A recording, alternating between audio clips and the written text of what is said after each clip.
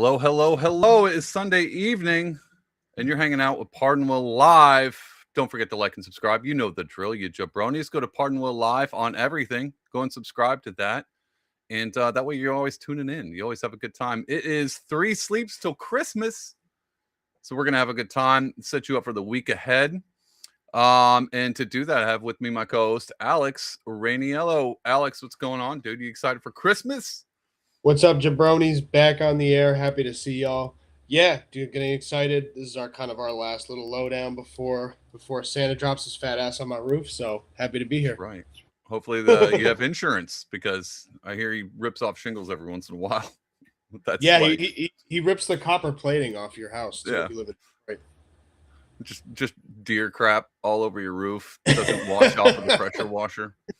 And then he It's takes actually Go ahead. no, that's it. It's a bit of a nuisance. And then he really fucks with your snowmen. Pardon my French. And he takes the carrot stick and the 2 pieces of coal and he puts them right in his midsection.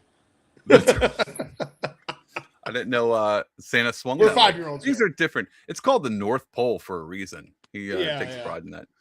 Anyway, Merry Christmas, everybody. Tis the open season is the title of the episode. So we had a bunch of shots fired this week.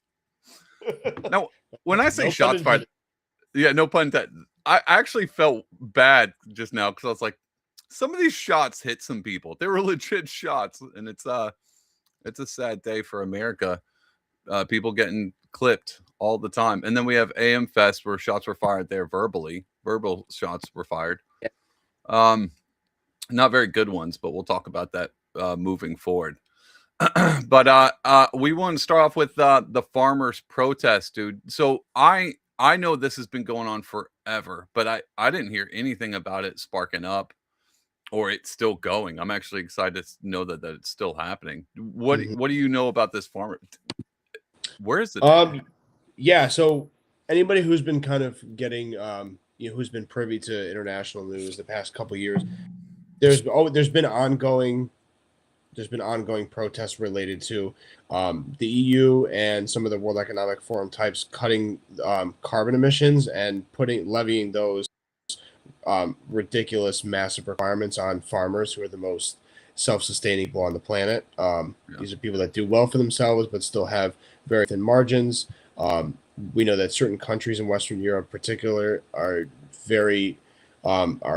really predominantly relied upon for a lot of the meat and the vegetables that we cultivate. But in this particular instance, with the farm protests that started in France, this goes back to January of 2024. They've been blocking roads, dropping manure at the government buildings. And it's all been due to the mismanagement of these recent rounds of mandates with this lumpskin disease culling the herds for some of the cattle. And the reason being is kind of like what we saw with the ostrich in Canada with the family's flock is like, it's just these bureaucrats that really don't know what's best for these farmers they're handling these things on their own. So basically they're handing down these mandates that are just completely unsustainable. They're excessive and cruel. They're asking these farmers to cull their entire herds in some respects, and these people are already at their wits' end with the government for obvious reasons because of all the things I just laid out beforehand. So now it's really ramping up because these people are multi-generational farmers that are going to not be able to put food on the table anymore, and the regulatory bodies and the government agencies are just crossed the line, completely across the line, that cannot be undone, a bell that cannot be unrang. So that's kind of what's going on. It's been a developing story, but as we'll be able to see with some of the video clips we have for you guys at home, it's been really popping off. They're really taking some amazing steps for vigilante justice. Sorry, I think I lost connection. That was weird. I kind of switched. I lost connection. Did you lose connection? No. That's the first time that's ever happened. Wild. First for everything on this show. I was waiting for the FBI agent to be like, just let them know we're listening. Yeah, dude, that's a crazy. So let's watch this clip real quick. So I want to talk about this. So this is a clip from one of the guys on the ground. And it's a when you say farmers protest, I think of the trucker convoy Yep. up in Canada. No, this is different. So Wait. take a look at this. Oh yeah. Can't see it. You can't see that? You can hear it, you can't see it. What? Oh, for real? Can you not see that? I can't see anything. I can hear it, but it's just a gray. What about now? A gray rectangle. Dude, everything's falling apart. It definitely We talked. Okay, well, I don't know what to do about that. So it's a gray rectangle? Wow. Yeah. High production. You know, spare no expense. What we'll All do for everybody at home, we'll drop the video hyperlink in the chat. We'll add it to the show notes. I tell you what, we can try something real quick. Keep talking. Tell me more about it. Give me 2 seconds. Well, so while we kind of iron things out here, so Sebastian Lecornu, who's the PM there, he's been kind of going back and forth with handing things down from the EU and basically been trying to levy things and basically what I've seen at the most recent standing is that they came to some sort of truce right before the Christmas break. So I guess they're going to be sending people back in terms of government employees who have been, and the police and any other authority that's been working overtime to kind of sustain this the standoff. So it's going to be interesting to see what happens with how long the will of the farmers. Yep, there we go. Maybe that's why. There we go.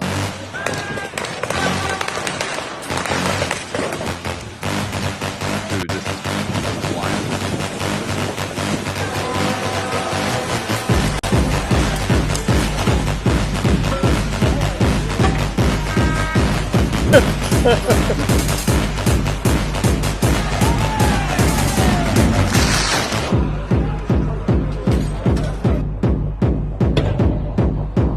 Amazing.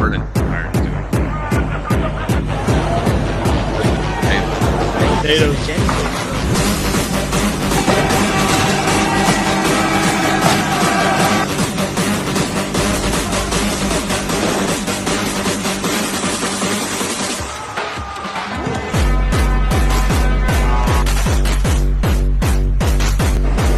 Downtown. So amazing. Dude, friggin' wild. So there's something I don't know if anybody knows. I don't know how much people know about tractor. This is such a weird side tangent, but I work with heavy equipment a lot. Yep. Do you know how hard it is to get heavy equipment located somewhere? So either you have to drive it at like 35 miles an hour, a long distance, but normally it's not. You have to rent trailers. They load them up on trailers, bring them somewhere, and then unload them, which costs a lot. Actually costs a lot of money. Yeah. So for them to bring tractor trailers into downtown is wild. Like that takes some friggin' effort. That's not like a we're bored today. It's not like your No Kings protest where all your boomers have that Saturday off and they have nothing better to do. They just show up. And so they they go to Walgreens and buy a poster board with some marker and they write No Kings. Yeah. And then they wave those around. This is actual effort. And it is like there's two things about this. It's Christmas, and I think this is a jolly time of year. And most people are like, I don't like the fact that chaos is erupting everywhere, which is definitely what it feels like. But I think I prefer this over just what we would have seen in like an actual 1984, where people just kind of lay down and let demise crush. And so to see that kind of effort from farmers, which farmers are just hardworking people in general. Yeah. So that's not surprising. But to see that kind of effort, and you're like, well, David, they're destroying downtown and they're rioting and stuff. I mean, I don't like. I hope those aren't regular businesses, but I'm pretty sure those were government businesses that they brought all that stuff to. It's not like they're smashing a Starbucks with a tractor because that would make no sense. And so, no, it's all it's all pointed and it's all demonstrably very specific for what they're trying to do. And I just love the creativity. I love the anarchy. I'm here for it. I like it because it's passion, and it's something you would hope people would have when they're trying to take Man, it's hard not to sound like a doomsdayer, but it seems like all of the governments everywhere are just trying to just shut everything down. Well, And they're doing it to themselves. That's the whole yeah, point. You know, they're all leaning towards depopulation, whichever way they want to do it. So if you're going to cull this amount of cattle, it's like you're going to cut off some X amount of meat supply. You're going to raise the prices of things artificially. You're not going to have enough food to supply for the people that live there. It's just crazy. yeah. Well, I mean, and the easiest thing to go is like, I think they just want you to rely on the government because the more you Right. rely on the government, the more control it is. It's not rocket science. Nope. And so even if you're like, well, why would the government want, they don't want this. They wanted you to roll over and take it. So the riots isn't something that they planned for, or they were hoping. Yeah. Um, there are governments will spark riots. Just normally it's a foreign government sparking a riot in your country, which we've seen quite a bit of that in the past too. Um, all right, dude. I friggin' love Merry Christmas that people are passionate about that. I would like to see, like, I enjoyed the trucker protest. I know the farmers here in America have been complaining a lot, but they're not at that point.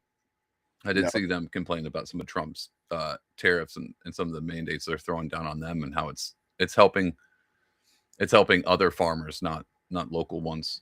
And it seems like again, this is a simplistic take, but it seems like every time the government tries to get involved, it just makes things worse. And and I don't see it any other way around that. It's proven time and time again, and that's the problem. It's there's so many things that just keep proven time and time again. Where if you just game theory it out, be like, if you let them do what they're gonna do, Yeah. you'd be fine. You know, let them grow, let them just do what they do best. The government doesn't need to come in and call a bunch of ostriches when these people know ostriches, you know, and Yeah. if the free market persisted and they're like, hey, we sent out a bunch of chicken or a bunch of beef that had cholera, then our business would get shut down. So we're definitely not going to do that because the market rules. And the government's like, oh, no, that market thing's not predictable enough.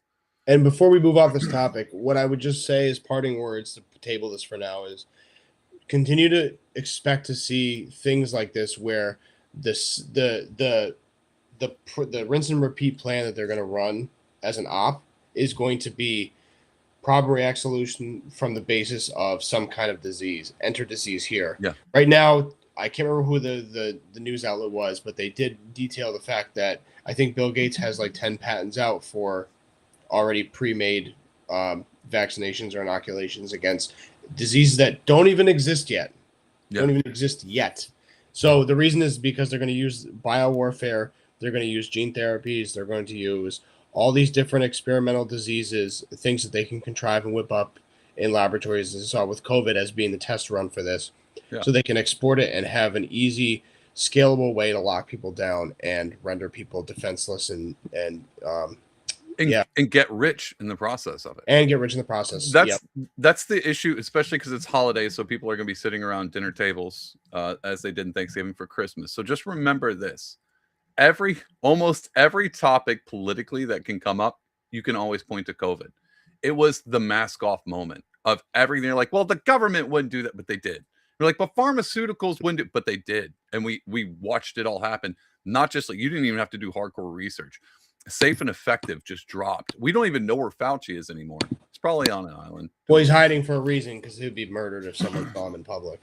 Yeah. Well, speaking of which, he's an embarrassment to my people. I'm Italian. Oh, he is an embarrassment to your people. Speaking of how you like this. Speaking of which, let's go to this thing real quick. This is a clip. And so we're going to watch this guy. We're going to watch a few minutes of this because it surprisingly, I don't know if anybody's noticed, but a lot of people have been taken out lately. I didn't pay attention to the Brown University one too much because there was nothing to see. They were just fumbling the ball so much. It was almost like, well, why don't we just wait this out and see how long it takes them to maybe try to find the guy who did this, and maybe release any video footage of it whatsoever. Or even comment on maybe any kind of motive, what he even looks like. And that was the thing. It's not a white guy because that would have been done. And I know that's a cliche now, but it's a cliche for a reason. It wasn't a white guy because it would have been out for it's like stereotype. Oh, days. We would have known about it. Yeah. We would have known for a long time. But what I didn't see coming and I know you did because your brain is geared towards this. I didn't see this being accompanied with the MIT assassination. Mm-hmm. And at first you're like, that sounds like a friggin' conspiracy. Like you guys are off on La La Land. Again, just point you back to COVID. That was all conspiracy, but check out this clip.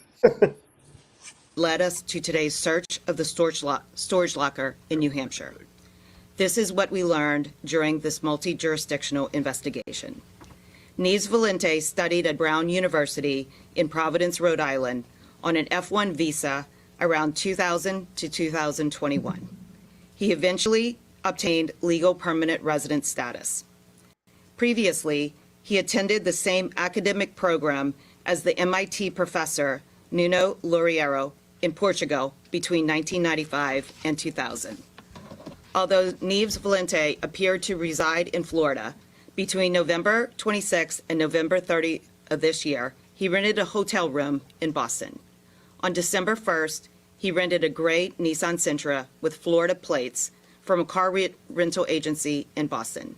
That same day, he drove to the vicinity of Brown University, where his car was observed intermittently between December 1st and December 12th. If you're a New York fantastic. homeowner, then you could qualify to receive $19,400 to stop paying your electric bill. Doc, On December 13th, are you a New York homeowner? Hey, why is he got to tell me where I'm at? Everybody knows. I live in New York, everybody. Anyway, sorry about that.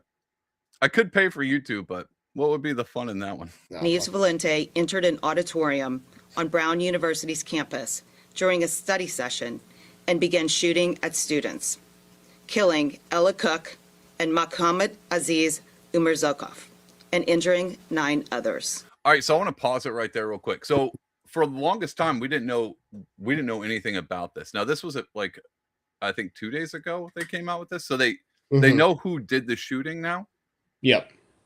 Did they ever tell, like in this, did they ever go in to figure out how they found out, or they just weren't releasing anything? They've known all along. They just didn't want to tell the public.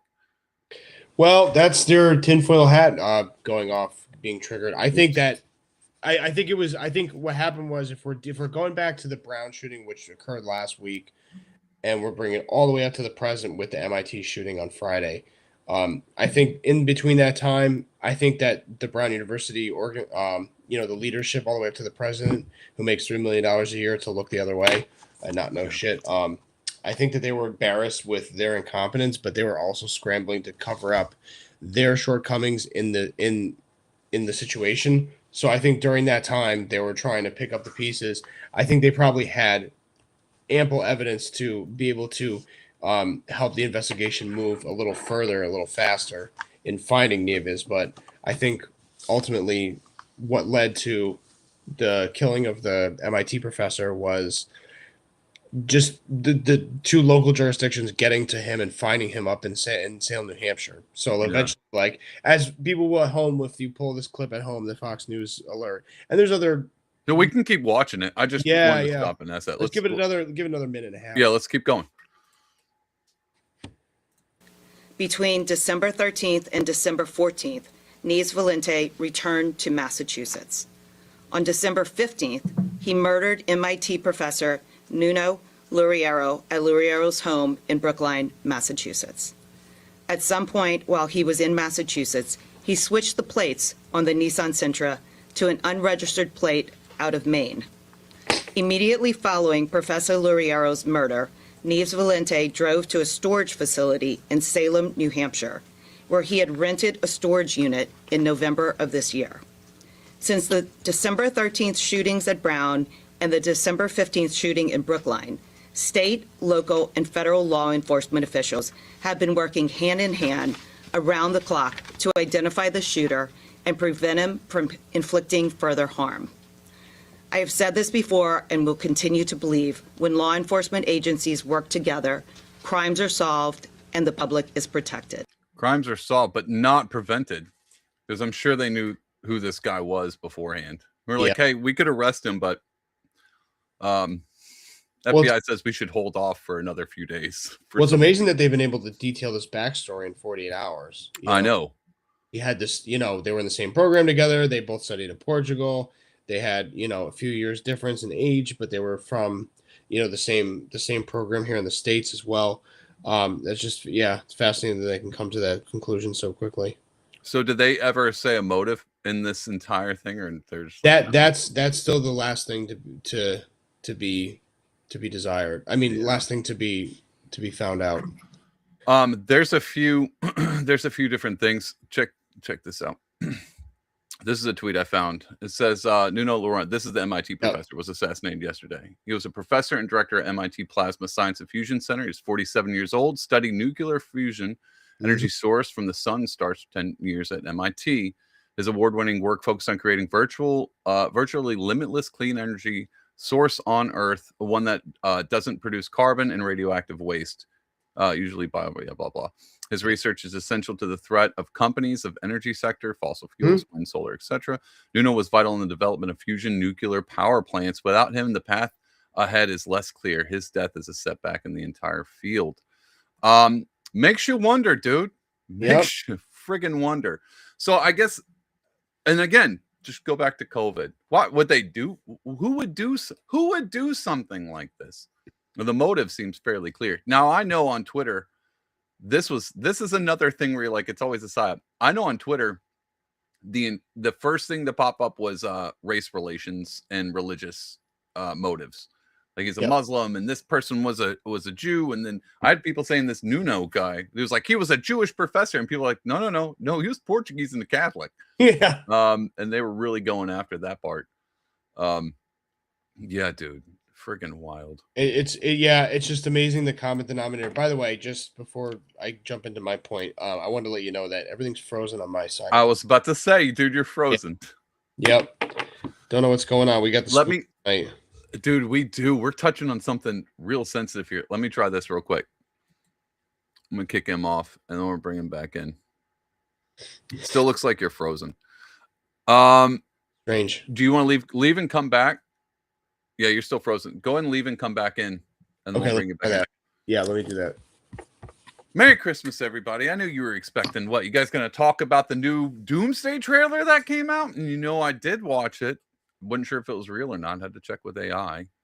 But while we're waiting for Alex to come back, I'm going to dip in a little bit of pop culture. I watched two things. Let's talk about Christmas movies real quick. I know the big argument is Die Hard. And yeah, Die Hard's a Christmas movie. So is Gremlins. But I've been advocating for years that Batman Returns be considered a Christmas movie. Never has been. Hold on, I got to do something on the back end. Let me try this. It never has been, but I've been advocating that for years now. But Batman Returns is a Christmas movie. Watch the entire first part of it, and you'll see. Alex is going to be back. He's got to do some technical stuff on his.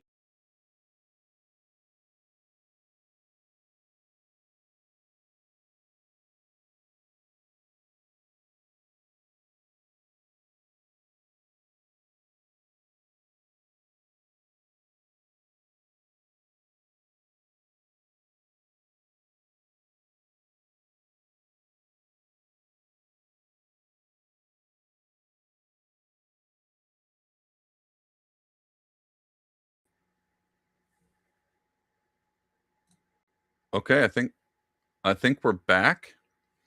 I'm losing connection, and it's not like I'm hooked to Wi-Fi. I'm directly plugged in. So this all might be my fault. My internet's dropping out hardcore. Oh, dude, Alex is back. Bro, you're not gonna believe this, but when you left, my internet connection kicked off. What? Yeah. This is friggin'. Oh, dude, we got Arm Gardner's coming in. Arm Gardner said, "Bro, how you have glitched too?" So we've been glitching too. And I was trying to explain. I was like, "I'm not connected to Wi-Fi. I'm directly plugged into my modem, so I shouldn't just randomly lose connection unless I'm losing internet intermittently." That's strange. I'm switching over now. Okay, I was about to say we got a whole nother person joined somehow. All right, let's try this out. There we go. Can you hear me? I can hear you. I can hear you. Dude, what a wild... Merry Christmas, everybody. Yeah. I hope they kick us. I tried to play it soft so our everything would go back to normal. So I started talking about Christmas movies and how I've been advocating for Batman Returns to be labeled as a Christmas movie because it very much is. I've got a new one to add to that list. Let me finish this rant real quick. New one to add to the list, and you guys can argue with me in the chat. Hook, 1994, Robin Williams. Oh, It's a Christmas movie. The whole beginning is him going to London, and they're at a Christmas play, and that night he's spending it with his grandma Wendy, and it's Christmas in London, and then he gets captured, and then it turns into Peter Pan. But spoiler alert, my bad. I didn't know if you haven't seen the movie Hook, 1994. great one. Great one. Arm I don't know. Gardner I don't comes know. back in, I wouldn't. get up into that. I wouldn't quite categorize it as a Christmas movie, but I am. I'm doing it. I'm doing it. I feel like right. I Die can Hard. do what I want, and I you like. must I agree. like Die the Hard is too. Oh, oh yeah, you were here for that. Absolutely, number one. So Die Hard is a Christmas movie. Gremlins, that's an easy one. That's a Christmas Yep, that's movie. a good one. Batman Returns, because the entire beginning is a Christmas celebration, and I was like, I'm gonna go and take one step further into it, and that's where Hook, because the whole beginning is Christmas, and so I think Hook's a Christmas movie, and Hook, the whole point of it is about finding your youth, and that seems like a holiday thing, you know, becoming a kid again, enjoying the holidays. Yeah. Speaking of becoming, I can't segue back into the Brown MIT thing. I have no segue for that. We've lost our skids. Yeah, dude. Yeah, I don't know. We were just following lines that, like, when you're a threat to power, when you're a threat to industry, they'll just off you. They'll find a way to do it. We're not saying that necessarily that the government structure, the FBI, CIA was up to tasking this guy to take out both Brown and this MIT professor, but I think it's a far higher likelihood that the reason that the MIT professor resonates, Nuno Lugero, the reason that his case more resonates is because this was clearly like a guy. They've interviewed some of the students that were on campus. Sweetest guy in the world, couldn't kill a bug, kept to himself, was no threat to anyone around him, was a great colleague, but he was a threat. He was a threat to the powers that be because he was creating unlimited free energy. It's the same problem that Tesla had, you know? Yeah.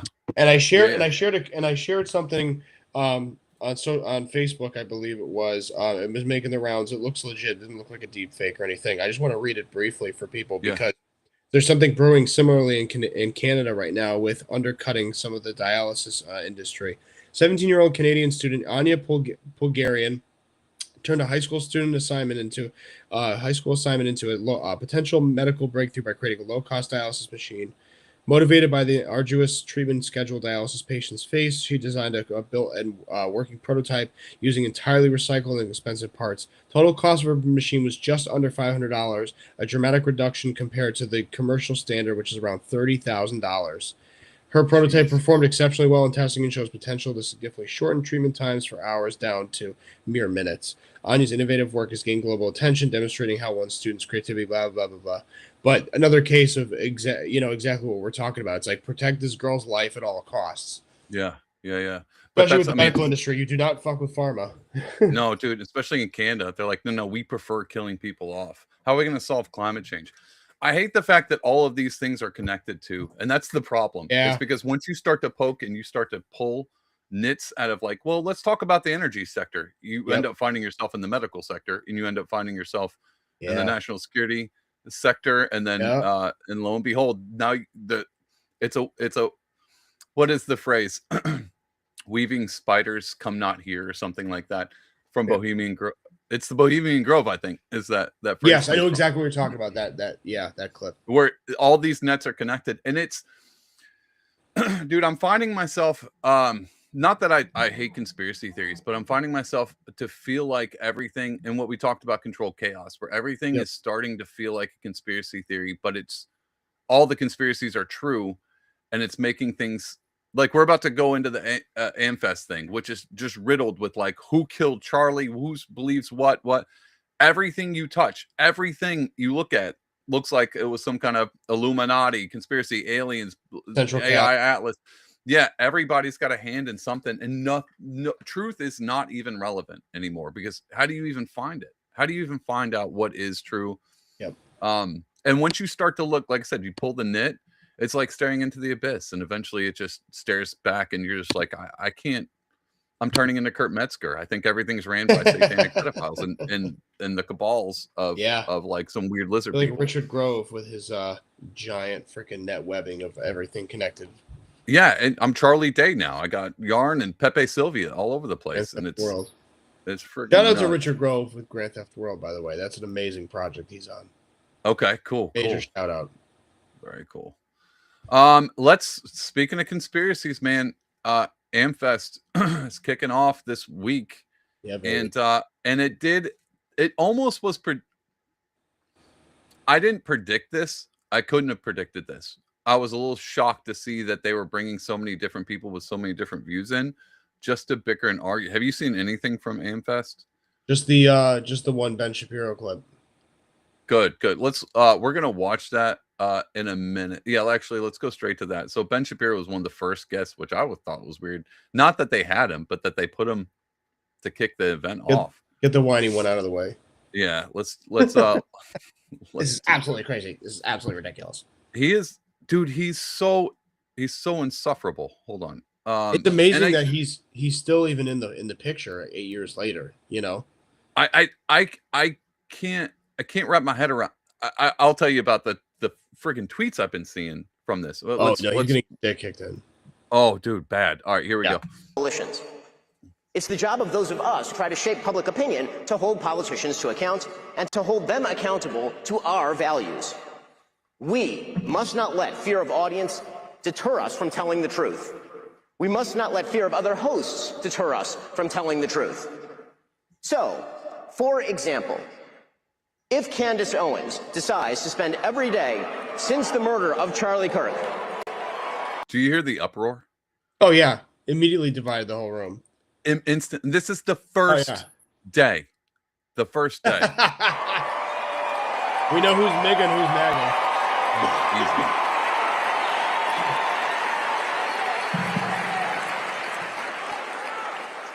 So, if Candace Owens decides to spend every day since the murder of Charlie Kirk casting aspersions at TPUSA and the people who work here, who worked with Charlie every single day, his best friends, to cast aspersions at Mikey McCoy and Andrew Colvin and Blake Neff and Tyler Boyer, and yes, at Erica Kirk, and to imply or outright claim complicity in a cover-up over Charlie's murder, to spew absolutely baseless. I'm going to fast forward it, dude. Ugh. I'm not saying context isn't important, but we've all heard this. That out by name. Oh, The oral obligation to call that out by name. He's talking about Megyn Kelly in that clip, too. Yeah. He's going directly at her. Erica Kirk and TPUSA never should have been put in the position to have to defend themselves against such specious and evil attacks, particularly in a time of mourning. He's going to lose his penny hat. He's I've never seen him. I mean, I haven't watched him in a long time. The last time I saw him fired up was October 9th or 8th. yeah. Friggin'. So this is what I'll say. I used to listen to Ben Shapiro. Not unwittingly. I'm just like, I want to hear what he's got to say. Well, I mean, I've always been that kind of a person where I would listen to, this is wild, I would listen to Daily Wire and I would listen to TYT and I would just kind of mash them and play with them and just kind of see where they were. And that, of course, I had Jimmy Dore in the background. I had Timcast going on. I have all these points of view. Of course, I got the Alex Jones, Luke Rukowski's, and then all my Liberty friends, all saying certain things and just kind of see where it all kind of floats together. And I'll tell you this, dude, I'm not a geopolitics guy. I'm very much I'm in America, and I would just like to. I don't even want to solve America's problems. I just kind of want to solve my neighborhood and then my state. You know, like some of these things. But after October 7th, dude, every episode was how much this is. We need to go to war. We need to go to war. We need to go to war. Everything was it was like rants of an angry stepwife.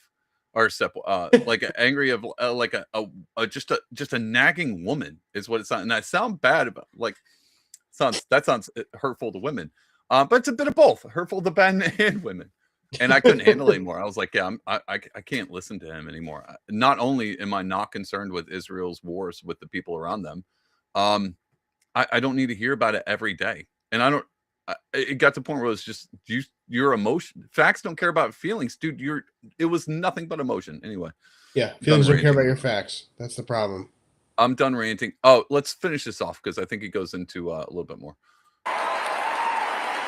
But guys, I do apologize to everybody watching this that we're playing Benny Shapiro because it's hard to listen to. And the people who refuse to condemn Candace's truly vicious attacks, and some of them are speaking here, are guilty of cowardice. Yes, cowardice.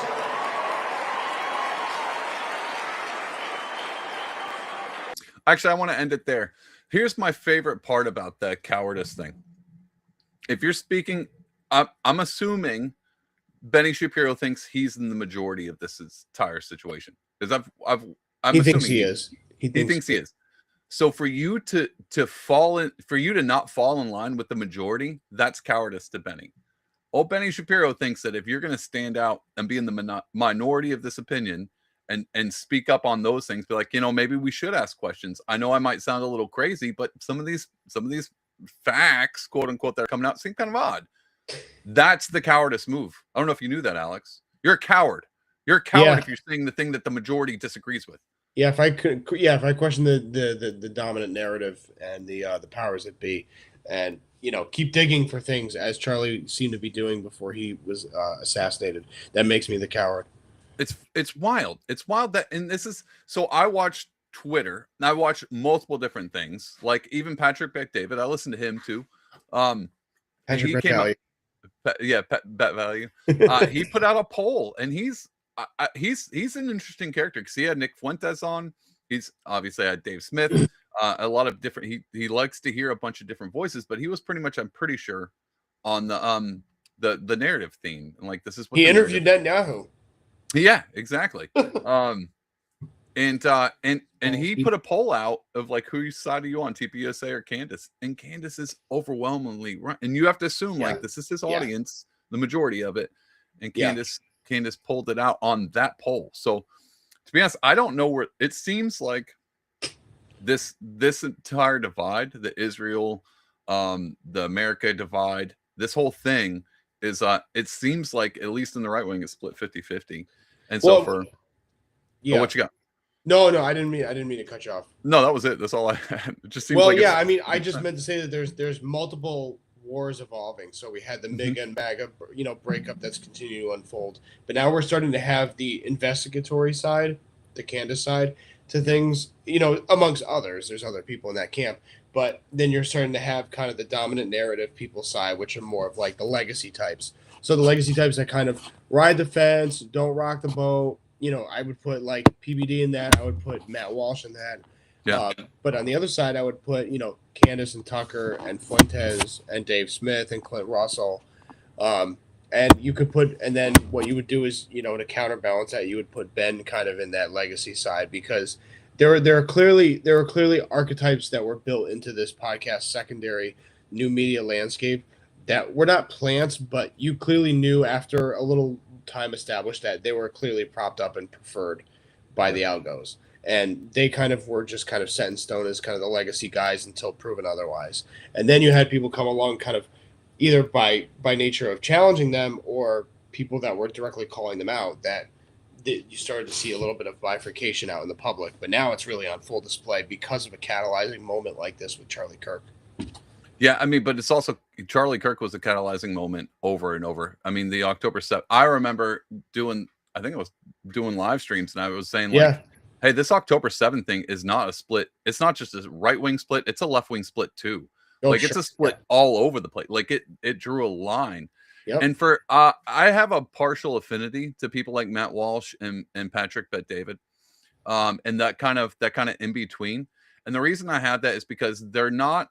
I know it seems like if you teeter the line, you're a fence sitter. You're a little bit coward. You're milquetoast. You're not picking a side. Yeah. But I actually like that because they're in a position to where you kind of need them. You need them to be like, I'm not going to condemn anybody. and I'm just going to ride this out to the best of my ability. And it's kind of an honest take.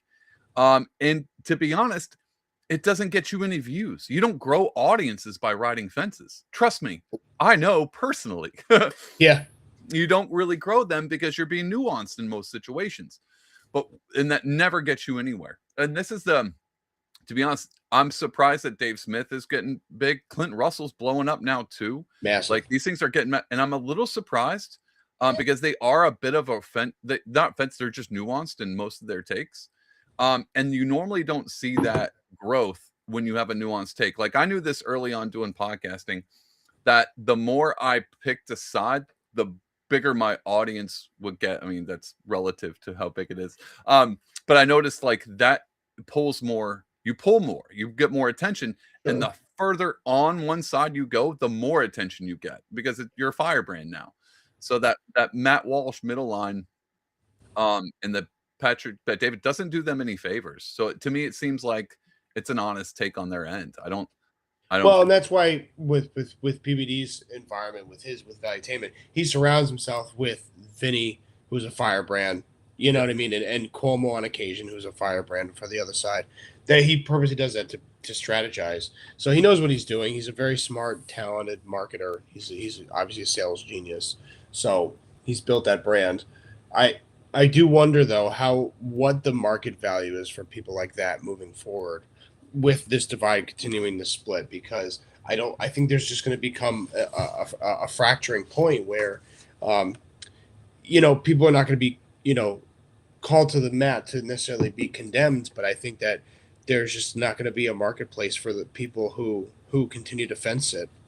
I know Matt Walsh did talk a lot extensively about that. I know Tucker kind of commanded him for that, and he kind of open up the fourth wall and explain how difficult it was, especially with working with a Zionist company like Daily Wire. Yeah, I think you might be right on two fronts. Here's the problem. I think you might be right on one, but you might be incorrect on one. Okay. And I'll break it down. I'll break it down on the two different sides.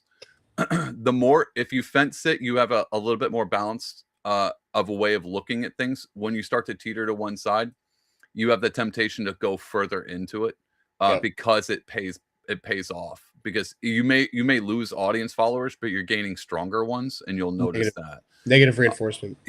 But the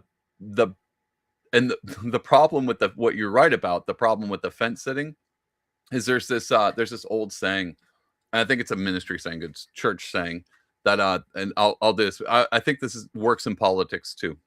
So there's a right and left side there's a fence going down a field, there's this field, and then there's this field. And a lot of times in ministry, it talks about like you either follow Jesus or you follow Satan, kind of like your normal archetype. And the guy's sitting on the fence, and he's got Jesus on one side and Satan, and they're both talking to him like, hey, you should come to this side of the fence. He's like, no, I'm not going to pick a side. I'm just going to sit on the fence. And then, Jesus walks away, and then Satan walks away. But then Satan comes back and he says, okay, all right, come with me. And he's like, what do you mean? I'm sitting on the fence. He goes, yeah, I own the fence. And that is what I'm saying about the politics thing. The more you sit on the fence, you're probably going to be pulled to one particular side eventually anyway. It will suck you in. And I think I'm not saying Satan's side is the winning side, but when it comes to politics, I think you're just like back in 2020, where all of the liberals, the Democrat liberals who were like, yeah, some of this woke stuff is not, I'm okay. I want healthcare for all, but I'm not going this route. And then the left went so far, it pushed them to the right. That's the basic concept. So when one side, whoever runs furthest to one side, the fence sitters are going to be looked at on that particular side. So you might as well just have to own it now. So you're absolutely right about that. Whoever gets the fence sitters though, which is what we're seeing now in this split, the fence sitters are against Israel now because they drug it out for 2 years. That's all they had to do was just keep bombing Gaza. And then people like me who are like, I don't really care what happens over there. I'm now on the Gaza side being like, hey, you're still doing it? Like, why are you still blowing them up? And so why are you acting like people don't hate you? Because you're clearly visibly bombing women and children and targeting hospitals. And even if you try to avoid it, you're like, if you ask any honest questions, like, well, how long do you think it should take to get hostages back? Yeah. You're like, do you think we need to level churches too? Like, it's like, but there's tunnels under the churches. It's like, no, where'd they learn tunnels from? No, I'm joking. The ambiguity with which our biggest allies were conducting these types of raids in previous decades. It's a different landscape now with social media, with civilian, and that's why they go to the nth degree, to the ends of the earth, to keep journalists out of Gaza City as well, because they know exactly what would be exposed. I mean, if you have nothing to hide, then why wouldn't you let them in? Yeah, but that runs everywhere, and that's what we're seeing now. Of course, being the most transparent administration, he might actually have a right argument. They might be the most transparent only because he says, "Oh, dude, I had a ton of clips I wanted to do." The Mark Levin clip, did you see that? I'll have to pull that up, dude. He is transparent. He's basically like, he just came out to like a Hanukkah celebration. Oh, I know what you're talking about. Yeah, and he's like, Mary Ellison was giving me tons of money, and she loves Israel, and they love Israel, so we want to make sure we protect Israel you because Sheldon, you love Israel. Yeah, don't you? and I was like, okay, this is transparent. It's just like when he was like, I know people give you money, and I love Trump for that because he just says the quiet part out loud, and you can't tell. Here's the thing with Trump too. I can't tell if he's throwing them under the bus because he right. I'm like, this might be some, or he's just being himself, and so I can't tell, man. But that fence sitting thing, whoever gets the fence sitters, they're gonna win out. And I think this Ben Shapiro Amfest thing, the Candace and Tucker are the fence sitters because they're really just claiming, hey, we're just not sure, and we're gonna keep asking questions. And then we're never gonna stop asking questions. Yeah. And nor should they. I don't understand why anyone would think. Speaking of which, the grieving widow, man, she made an appearance at this thing. I don't know if you the very private Erica Kirk made an appearance at this thing. And I know Erica Kirk to not be a flashy person, from what I was told. She came out in the interview. She likes her In-N-Out burger, and where am I at? Right here. Oh, I lost it. In-N-Out burger. Here's her at Amfest.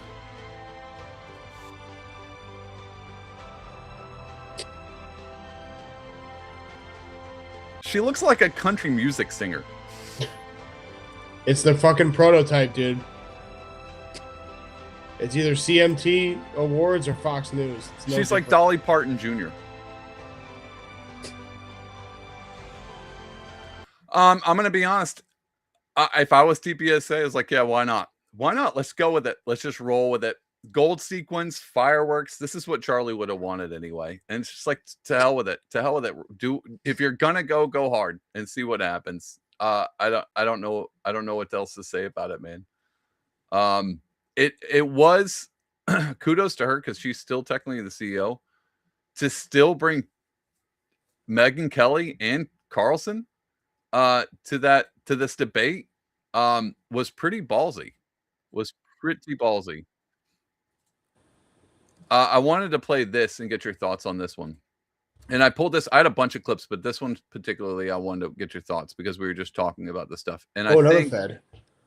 Yeah. Oh, so this is interesting because I was surprised his take on this as well.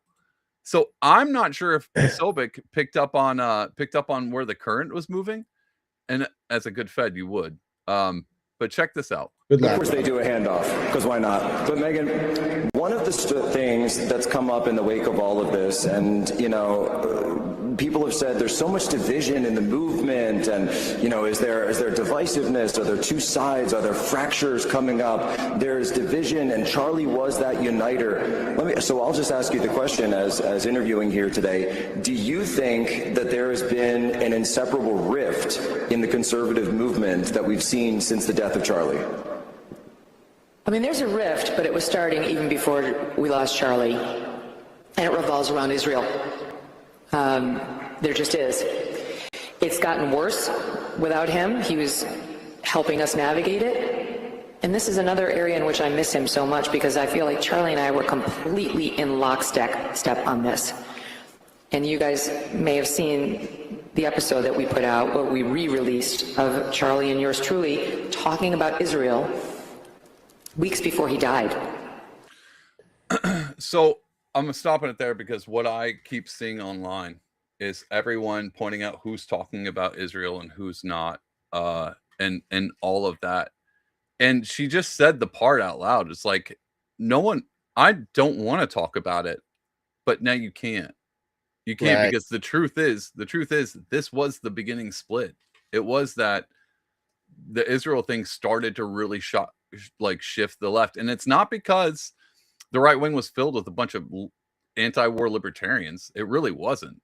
And it wasn't filled with, left-leaning Palestine waving flag liberals. So what is it, dude? Why would the right wing? Is it just the Nick Fuentes? There's so many more gropers. Groyper. Yeah.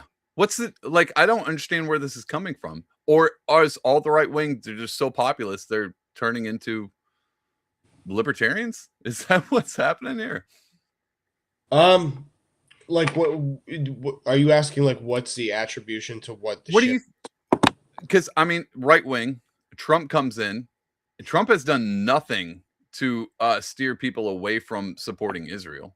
Mm-hmm. So why was it October 7th, or is this just what it comes down to? It just was. I think. Split. Yeah, I think it is October 7th, but I think a lot of the stuff was brewing in the background for a long time in terms of an internal split. I think they did as long as they could prior to everything that went down on October 7th. Like after October 7th, up until the previous election, I think they did everything they could to kind of treat it and surface it and try to, obfuscate and misdirect to bring in as big of an audience to vote and show up on election day for Trump. But I don't think but I think it's been a long-standing problem within the right wing, but it's just been suppressed so much by the media and by a lot of the think tanks, by Hoover and Cato and stuff like that. They've had kind of their tentacles on things for suppressing it for a long time. And if you see a lot of Fuentes' interviews for what they're worth, he talked about a lot of that being boxed out of the conversation on college campuses too. When he went up to university up there in Cambridge. So I don't think it's anything new. I just think it's something that's becoming more obvious, and now there's actual public mouthpieces with big audiences to show it and prove it. I think it's wild. I never had a take. Again, it goes back. Me neither. I just didn't. Israel never even popped up on my radar. Like, I knew about all the conspiracies and the 9/11 stuff. And I was like, okay, yeah, sure, I guess maybe.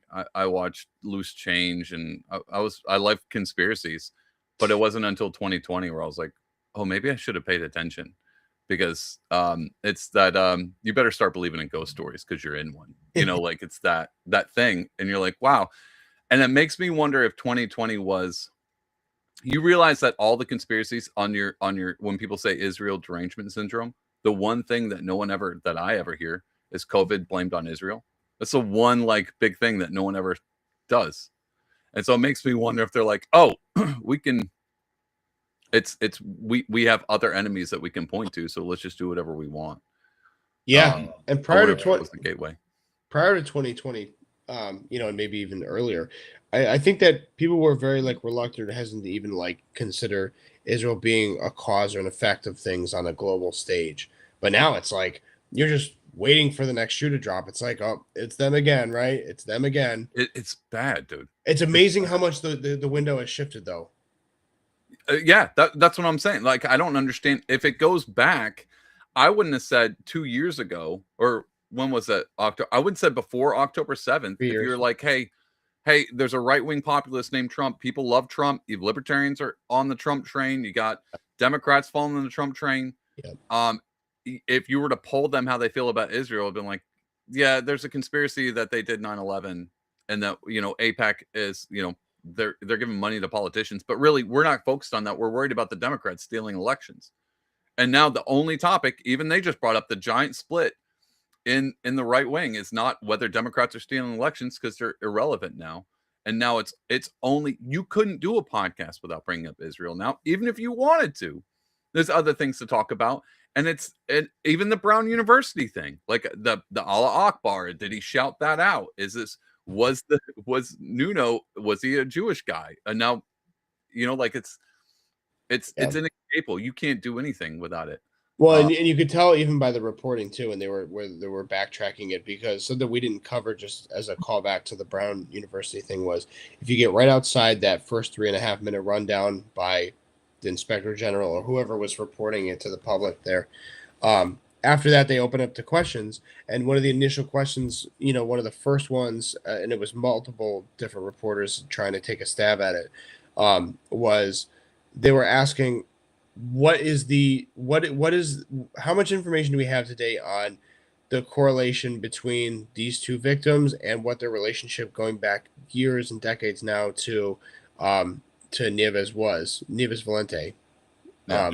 Like, because you guys were so sure and so quickly able to, verify and identify that this guy studied in Portugal with this guy. He was on an H-1B visa, which was ironic that they brought that up very quickly too. It just seemed like it was kind of red meat for the base. So I just think that a lot of these things have yet to be discovered. I think that I think that, for what it's worth, in the background of things, MK Ultra never stopped happening. Yeah. I think that there's something clearly going on in the airwaves with our 5G towers and energy manipulation, because I've never seen more people post vaccination, with COVID. And I'm not saying it's attributed to this, but I just, in that span of things, I've never seen more people short circuiting and going against their natural instincts, and just completely with this deadness in their eyes that I've never seen before. Yeah, dude, it was, again, it's Pax Romana, except for all roads lead back to COVID. Like, it's, for me, like everything I see, it's like it's the new litmus test. Like, I judge everything and being like, what did they do then? And tell me they're not doing it now. And that's just because I was the first time I kind of started to pay attention. They were doing this all before, and I just didn't. I was like an artist, and I was like, I want to make art and do some cool stuff. Yeah, exactly. Like and now I'm in innocent this. creatives. Yeah, and now I'm in this, and I'm like, well, I'll just do a podcast. We'll talk about funny clips. And now it's like everything that happens is geopolitics, is where our money's going. And it's not that I'm not in. Now I'm interested, but now I'm in it. So now, all right, fine. So now I'm in it. Now I got to parse out everything. We had some comments coming in that were really good. Yeah. Arm Gardner coming in and said, "Death by Nuance is a deep concept. I kind of love it. I absolutely love it too. I think nuance. I think nuance will always. I think it'll always be there. I just think whichever side of a topic gets the nuance, they're the populace now. They're going to win, because you can't be short-sighted in all of your opinions. I actually think that's why Nick Fuentes is coming out being a little bit more moderate with friendly people. Obviously not Pierce, but with everybody else, he's coming out sounding a little bit more nuanced about that, because I think he even knows that whoever gets the nuanced individuals win out. Going back to Erica going from a low-profile trad wife to powerful, brave leader at Turning Point is effing gross. What the hell am I looking at? Yeah, you were looking at, we call those transformations or transitions. I don't know. I don't know what to make of the Erica thing. You know about the Cabot Phillips stuff? Oh, I heard that name, but I don't remember. Oh, is that her ex-boyfriend? Oh, baby. Yeah, so there's like all this stuff. There's pictures of Cabot Phillips playing basketball with Charlie Kirk, and I guess she used to like date him, but there was no like record of it until now. I mean, there was record of it, but like not like in the general populace, like picture them out on dates and stuff like that, going out and just living a totally antithetical lifestyle to what she had marrying Charlie. So bizarre, so wild. And now I think he's like an incoming. No, he's the editor-in-chief at Daily Wire right now. Oh, that makes sense. Exactly. That makes sense. That all makes sense. But to be honest, so going back to TPUSA, kudos for having Tucker, even though I know Charlie had him on. That would have been the death nail had they removed him. 100%. So good for them. And to bring the Ben Shapiro on, which a lot of people are saying he paid to be there, which totally sounds like it. I think push the nuance fence to one side, having him there. And I saw a bunch of people on Twitter who are stands of this particular side of the fence being like, Ben Shapiro's the only one with balls coming out saying the thing that everyone's thinking. And I was like, no, keep doing that though. This is with the trap. This is the trap when you think you're the majority. Yep. this is where the trap was. And again, this happened in 2020, where everyone's like, everybody's getting the vaccine. It's only those crazy people who are against it. It's like, they called it the silent majority. And that's a death trap itself. When you start to think that you own the narrative, and that's why asking questions is great. And that's why having nuance is great, because you'll never, if you can hold on to an ounce of it, it'll keep you on your heels at all costs. I'm thoroughly convinced, though, he's never read his own comments too, though. How many times he's been radioed? Because if he had any kind of like thumb, on the pulse of things for how much he's disdained and how much things have turned on him in 8 to 10 years, and how much he's benefited from the exclusivity of being favored in the algorithms across all platforms as this designated mouthpiece for the right within the Overton window and being the safe, reputable opinion base, he would never go out there and broad strut like that and act like the way he does. There's no way. No, there isn't. There's a difference between checking a pulse and then taking one away. Because when you check a pulse, you do this, which is what normal people do to see where, read the room. And Benny just went for this one because, oh wow, I didn't realize I just did. R.I.P. Charlie, I didn't mean that. That was a great joke. I like it. That was a nice comment. Dude, I even pointed to that side. Oh, now people are gonna think I'm a Fed. That was a Fed signal, everybody. I just set someone's MK Ultra off. It's an 8x8 projection screen. Jesus. This isn't even live. This was pre-recorded 6 years ago. We're time travelers. Yes. But yeah, the point is, I think people who don't need to pay attention to the pulse is because they thought they can control it. And I think that's that manipulative style. And they don't know that that's what I'm saying. That you should have looked at 2020 and no. There is a broad span of public out there that is just not, they're just not buying it. We're just not buying it anymore.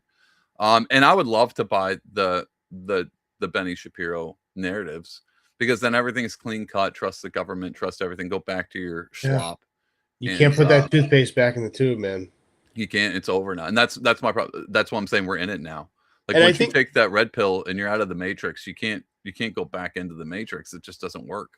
And I think some of that fence sitting is just the red pill experience, the trajectory with which you're on that pace. Yeah. Because some people had just accelerated. And I think a lot of it is just attributed to where you fall on the paradigm shift with these cataclysmic events taking place. Like, did yours happen during 9/11? Did it happen during Charlie Kirk? Did it happen during the Butler shooting? Did it happen during COVID? Did it happen during Russiagate? There's different starting points for everybody. So with the impressions and the nuance they come to a subsequent event like this is going to change the conversation based on where they are in that timeline themselves. Can I ask you a question? Something I've been thinking about, and I think we've talked about this. With all of it, a part of the controlled chaos, and if it is a conspiracy, to make sure everyone thinks everything's a conspiracy. Yep. Right. That in my back of my head, even the idea of thinking everything's a conspiracy itself is a psyop.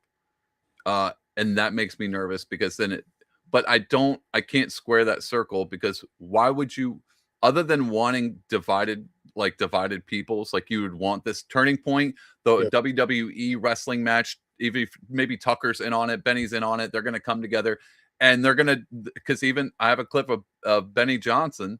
Yep. When he's not at the gay bar. Coming out there and sorry, that was Milo. With Milo, coming out there being like, we need a debate. Could you imagine if they did this? And it was like, this does feel like WWE, and it does make me feel like I'm being played again.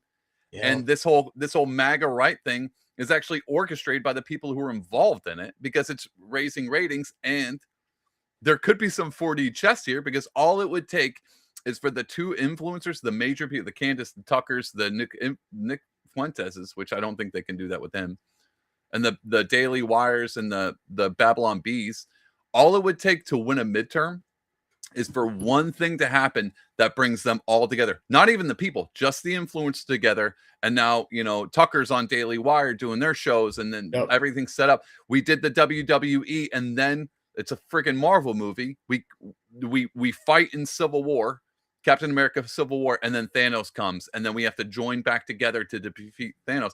And the whole thing, you're like sitting back. And again, I'm like, is everything a psyop? Am I just being played?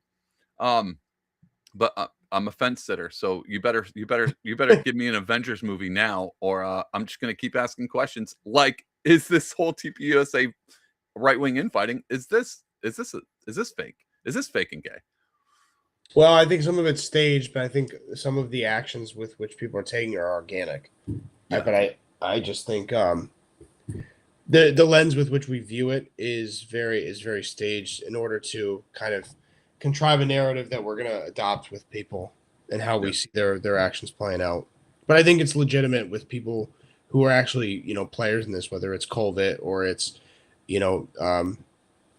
or it's Erica Kirk or whoever, Candace. Yeah.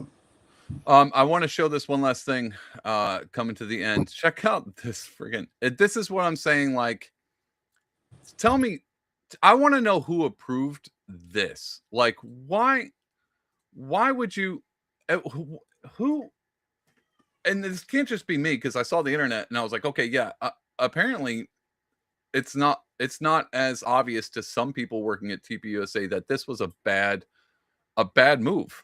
And I can't friggin' wrap my mind around it. And you can see from behind me, this is a recreation of the tent where Charlie Kirk lost his life at Utah University in September, and people are taking selfies with it. So bad. This is what who approved this? Like, are they charging admission? Dude, do you think they would have to be charging? Like, hey, you can take the selfie for $10. I don't think they're going that far, but the fact that they even contrived this is bad. Bro, how many people do you think wore the Freedom shirt? Also, you're drawing attention to the fact that we have questions about this stuff. Like, that's what I don't understand is, like, you're making a spectacle last 10 times longer than it would have if you just asked for it to go away by not drawing attention to it. Yeah, but that goes back to the Israel and Gaza thing. Like, if you're Netanyahu and like we want to ethnically cleanse this place, why don't you just go like, hey, we've been dragging this thing out for too long. Let's just accidentally hit a button and clear the place for good. And then maybe we can do some damage. No, we're going to drag it out even longer for what? Just to kind of flex? It just feels like a flex now. And then that's what I'm saying. Like, you put this up as a replica for people to take selfies. Are you just be like, we killed Charlie and then we're going to make a friggin' replica of it? Like, could you imagine people? Yeah. And maybe this happened. They assassinate Abraham Lincoln and they're like, we have the chair he was shot in. Come take a bulb flash. Come take one of those pictures, one of those magic the top hat with blood on it. Yeah, like, what are you doing? What are you doing? What are you doing? And that's I can't figure this out. I'm just gonna keep asking questions because that's a friggin' question I have. That's why it feels like the entire thing is contrived to drive people nuts. Yeah. Even Armed Guard says if it's over the top, it's an op. I love that. That's gonna be our new phrase, dude. That's great. That's gonna be our new phrase because that's exactly it, dude. If it's over the top, it's an op because everything's feeling like so. That's why. What am I supposed to do? It's all an op. It's all a friggin' op. Yeah, and it's I just think some of it is poor planning. It's like people don't have like crisis actor management, to like pull them aside. Hey, it's like you look really bad here. Like you might want to stay away from that. Hey, people are still asking questions about the tent projection and the trapdoor and the anomaly with his finger with the ring on his finger and the explosives and his shirt not looking natural the way it kicks up and all this shit. A 30-06 cutting through bone, not fragmenting. There's no exit wound. All this shit. Do you know Michael Giuliano says no money in the button, have it drag it out. You're right. To drag it out does make more money. Again, that's what I'm saying. Did they charge for selfies at that thing? Because that would make sense. They're gonna ride the thing to the bank, dude. Yeah, but okay. So this is my last point. I'm sorry, real quick. Yeah, go ahead. The motive for that, because Michael Giuliano, great point. The reason I agree with you is because the fact that if you look at everybody, all the people behind Charlie that wrote his coattails, none of them would survive on the free market without him. So this is their last chance to get their money. Yeah, dude. To be honest, and if you watch any of their stuff, they're highly incompetent. Dude, I'm just me. Me and you have a better show than who's ever taken over the. Have you watched the Charlie Kirk show now that Charlie's No, gone? I would never think to. Bro, it's bad. It's bad. Probably awful. Yeah. And I'm not saying like I'm gracious, but when people do podcasting, I'm not one to criticize because I'm like, I get it. You know, it can't be nerves, live stream and stuff like that. You take questions, be able to riff off the cuff. You never know what can happen. People, it blows my mind that people get scared when they get on stage. It was a natural thing for me. So I didn't quite grasp it, but I understand. So anybody who sits in front of a live stream or a live audience or on TV, I can understand them being nervous. But dude, it's bad. And I don't know what they're thinking with this, but this is my point, and this is what I thought with COVID. When people were like, all these, I got nervous. I got nervous with COVID when I started to realize that they're pushing this thing too hard, and I didn't get the jab. My wife didn't. Half my family didn't get the jab, and I was like, if I was the government, I would have built this, get people to get the jab, and then I would release the thing that gets everybody who didn't. And that's why I was like, what do they, if they're dragging this out and they know, we know, like they're doing things so blatantly like obvious in front of you. It's like, well, what's the plan now? Yep. Is it to lose half of MAGA? Is it to lose half of these people who ask questions, or you just got a plan to get rid of us somehow? And that's where I'm like, I don't understand what you can't be, or so it's either malicious or it's just incompetence. They're like, hey, we need the extra money, which is, I like y'all's idea. Just drag it out and make as much money, because really that's probably what it is. I think that it's more likely the simpler excuse, which is that. But I think long term, you have to wonder what the long term play is. You know, not just for Turning Point, but for the cause that they allegedly support. Like, Are you worried about the midterms? Are you worried about people rallying around you in a year if this thing continues to fall apart and escalate, and people ask more questions and the floodgates are finally open on the investigation? I mean, the fact that there's no fucking coroner's report, that's insane. Wow. Erica hasn't looked through his phone yet. I don't what? And the fact that the coroner, like the I can't remember who the inspector surgeon was. He was trending, but he hasn't had a chance to even look at the phone either. It's like, why wouldn't you? You're doing the coroner's report. You're doing the autopsy. But you heard her excuse is she was worried that asking questions will get this guy off. Like, everyone thinks that Candace is going to taint the jury pool by asking questions. And so they're like, we just need this guy. And it's like, okay, and that was the other thing that I heard this week. I heard multiple people like, the evidence is hard and fast for this kid. This kid did it. We have amples of evidence for it. If you only saw the evidence, you would be like, oh yeah, total surefire. And then I think it was Candace came out and she was like, yeah, they told me that. And then I asked, okay, what evidence is it? And they're like, it's right here, these things. She's like, that's not enough. Like, what are you doing? And so it was friggin' wild. So this is what I'll say. You got anything else on the, I think we covered the most part. I think it's all an op, which is per usual. Yeah. Great stuff, by the way. I think we do the best we can with this entire media landscape, with stories coming into the news and out of the news so fast that we do the best we can to kind of just jump into things and tie things back. So appreciate everybody at home getting through our technical difficulties and helping us kind of letting us kind of riff and open it up. I think the Kirk stuff is going to just continue to, it's not going anywhere. I think you're going to start seeing a lot more of the Epstein stuff come back as well. People are going to be, There's not much to talk about. Well, the pictures with the drop, but yeah. But that'll be, I think we can wait on that because there's going to be more stuff to come out with that. I do want to tease a little something to our audience, if I may. I am working on a special project with the doing some backward research on the Chicago World's Fair from the pre-industrial revolution and the America 250 plan for Trump and his administration for next year. So I'm going to be kind of deep diving into some of the corollaries between his programming and what kind of happened on a national stage with some of the conversations that were had during that time period before the Industrial Revolution was kind of brought in. So there was a lot of shady shit that went on back then. So I'm definitely gonna have some stuff for you guys on that. Dude, I'm excited to jump into that. That's going to be a big one for the next year. No one else will be covering it except here. That's right. This is where you get it. I am stoked about that because that still kind of is one of the few things I was like, you could do a lot of winning with this. And then but the problem is how are you going to do it when you have other people wanting to reelect you for the next time around? So Mariel Adians isn't wanting for another 4 years on top of that, which at this point, why not just give them? They're going to take whatever they want anyway. Everybody who's doing just very minor research at home, look at how many times the golden age was used during that time period for setting the stage and the propaganda for the World's Fair, and now how they're using it in the Trump administration. There's so many corollaries I'm going to come back to you guys with. Yeah, Michael Giuliano also comes in and says, "What if my favorite thing in the world?" And then I would be like, "Yeah, no, yeah, I'm for Russia now. I'm all for it."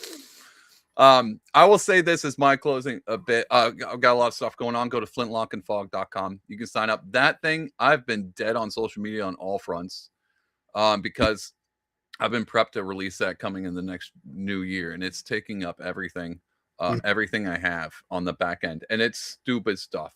Like I won't even go into it, but it's stupid data stuff that's taken me a hot minute. But I will say this: when it comes to these ops, when everything's an op, here's my tip for you to get through it. Refuse to pick a hardline side unless you absolutely have to, because as long as you don't fall into like this I'm loyal to a fault category where like I like Tucker so much I'm gonna believe everything he says, as long as you make sure you know that there's only one stabilizing factor, and that's reality. And reality, in my opinion, is held together by Jesus. And so that's the only thing that I'll stick by. If you're not Jesus, I'm going to ask questions. I'm going to continue. I mean, I ask questions for Jesus too, so he doesn't even get away with it. But I'll never take a hardline side. I'll always be that quote unquote. If the fence moves, I'm probably still going to be on it over there.